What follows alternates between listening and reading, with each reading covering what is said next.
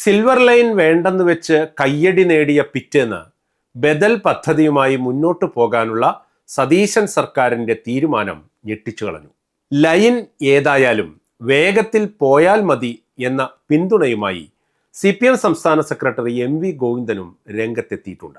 UDF സർക്കാർ നടപ്പാക്കുന്ന പുതിയ അതിവേഗ റെയിൽ പദ്ധതി വന്നാൽ തിരുവനന്തപുരത്ത് നിന്ന് 3.5 മണിക്കൂർ കൊണ്ട് കണ്ണൂരിലെത്താമത്രേ.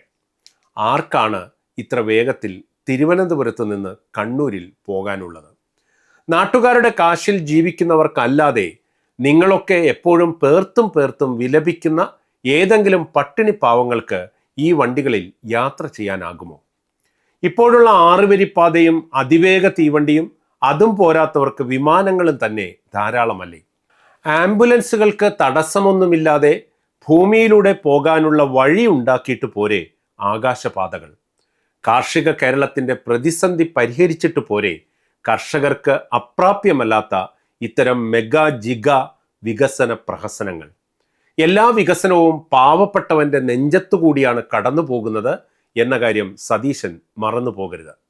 ഇത്തരം ഭീമമായ തുകകൾ കേരളത്തിന്റെ അടിസ്ഥാന വികസനങ്ങൾക്കായി മുടക്കുക, അതാണ് സാധാരണക്കാരായ മനുഷ്യർ ഒരു സർക്കാരിൽ നിന്നും പ്രതീക്ഷിക്കുന്നത്.